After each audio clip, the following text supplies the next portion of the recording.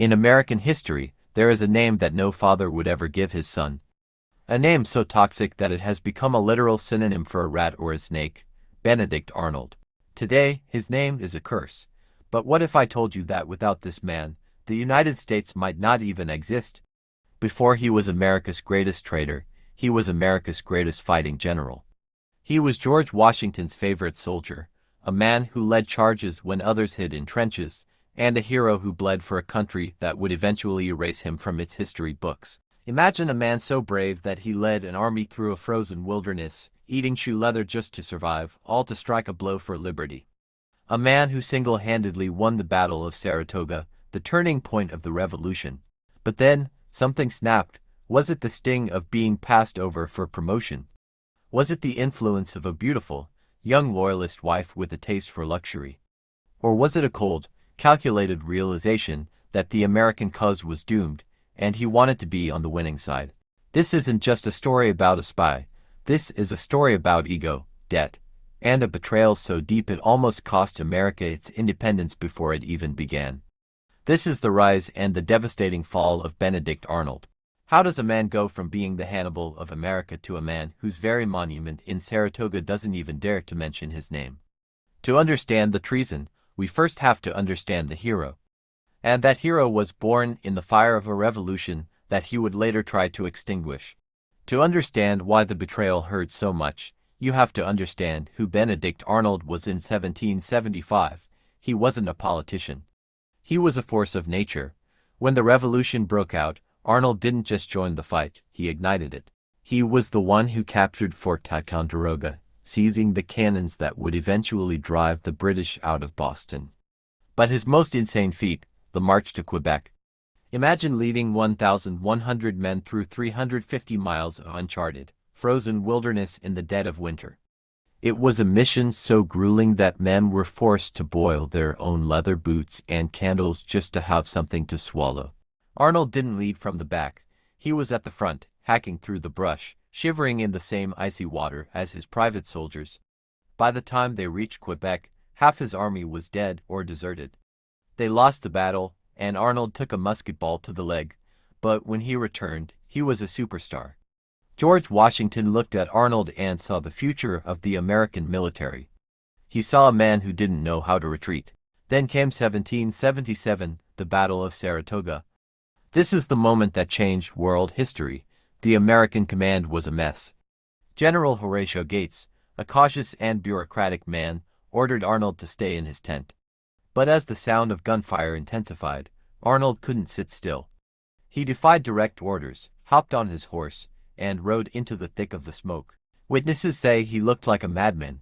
He rallied the crumbling American lines and led a suicidal charge against the British center. He was shot again, in the same leg that was wounded at Quebec. His horse fell on him, crushing his limb, but because of his defiance, the British surrendered. This victory convinced France to join the war. Without Benedict Arnold's disobedience at Saratoga, there is no United States, period. But as he lay in a hospital bed, crippled and exhausted, he didn't receive a hero's welcome. Instead, he watched as General Gates took all the credit in the newspapers. He watched as Congress promoted younger, less experienced men over him. The seeds of bitterness weren't just planted, they were being watered by the very country he had just saved. After Saratoga, Benedict Arnold was a broken man in a shattered body. Washington, still trusting his protege, appointed him military governor of Philadelphia. It was supposed to be a reward, a quiet post to recover. Instead, it became the setting for his downfall. In Philadelphia, the battle-hardened soldier met his match, Peggy Shippen. She was the city's ultimate girl, 18 years old, beautiful, and from a family that secretly sided with the British. Peggy had a taste for the finer things in life, the kind of luxury that a struggling Continental Army salary couldn't provide. Arnold, desperate to impress his young bride, began living like a king. He bought a massive mansion, kept a fleet of carriages, and threw lavish parties. But there was a problem. Arnold was broke. The Continental Congress, paralyzed by bureaucracy and petty jealousies, refused to reimburse him for his personal expenses during the war. They even launched an investigation into his finances. The hero of Saratoga was being humiliated by men who had never smelled gunpowder. As his debts mounted, Peggy introduced him to an old friend, Major John Andre, the head of the British Secret Service. The temptation was perfect. The British offered Arnold what America wouldn't: respect, a high rank in the King's army, and a staggering sum of £20,000. In today's money, that's over $3 million. Arnold began a double life. He used invisible ink and coded messages to leak American troop movements to Andre. But he knew he needed a bigger prize to sell. He needed something so valuable the British would pay any price. He set his sights on West Point. It was the key to America, the fortress that controlled the Hudson River. If West Point fell, the colonies would be cut in half, and the revolution would be over.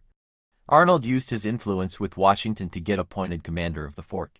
The hero was no longer fighting for liberty. He was calculating the price of his own country. He wasn't just a soldier anymore. He was a businessman in the darkest trade imaginable. The trap was set. All he needed was one secret meeting to seal the deal and change the course of history forever. September 1780. The conspiracy was reaching its boiling point. Benedict Arnold had spent months weakening West Point's defenses under the guise of repairs. He was ready to hand the fortress over to the British on a silver platter. To finalize the deal, he met Major John Andre in a dark forest on the banks of the Hudson. In the dead of night, they exchanged the blueprints of the fort. Arnold returned to his headquarters, believing he was days away from becoming the richest man in America. But the universe had other plans. As Andre attempted to sneak back to British lines in civilian clothes, he was stopped by 3 American militiamen. They weren't looking for spies, they were looking for plunder. When they searched Andre's boots, they found the smoking gun, the handwritten plans for West Point in Benedict Arnold's own handwriting. The news raced toward Arnold's house. The timing was like a scene from a thriller. That very morning, George Washington himself was riding to West Point to have breakfast with his favorite general. As Arnold sat at the table with his staff, a messenger burst in and handed him a letter. It was the news. Andre had been captured. The plot was out. Arnold didn't panic. He calmly excused himself, went upstairs to his wife Peggy, whispered that he was a dead man, and kissed his infant son goodbye. He bolted out the back door, jumped on a horse, and rode like a demon toward the river. He escaped onto a British ship just hours before Washington's men realized what had happened. When Washington finally read the captured documents, he was devastated. He didn't scream, he didn't swear. He simply turned to his aides with tears in his eyes and asked, "Arnold has betrayed us. Whom can we trust now?" The betrayal was more than military, it was personal. Washington had defended Arnold against every critic. He had loved him like a son. But while Arnold was safe behind British lines, his partner in crime, John Andre, was not so lucky. Despite Arnold's pleas, Washington ordered Andre to be hanged as a spy. The hero was gone. In his place stood a man in a red coat, fighting against the very men he had led just weeks before. But if Arnold thought the British would treat him as a hero, he was dead wrong. Benedict Arnold got exactly what he asked for: the money and the British uniform. The British didn't trust him. To them, he wasn't a hero, he was a man who had betrayed his own people. They used his knowledge to lead raids against American towns, where he burned the very homes of men he once called brothers.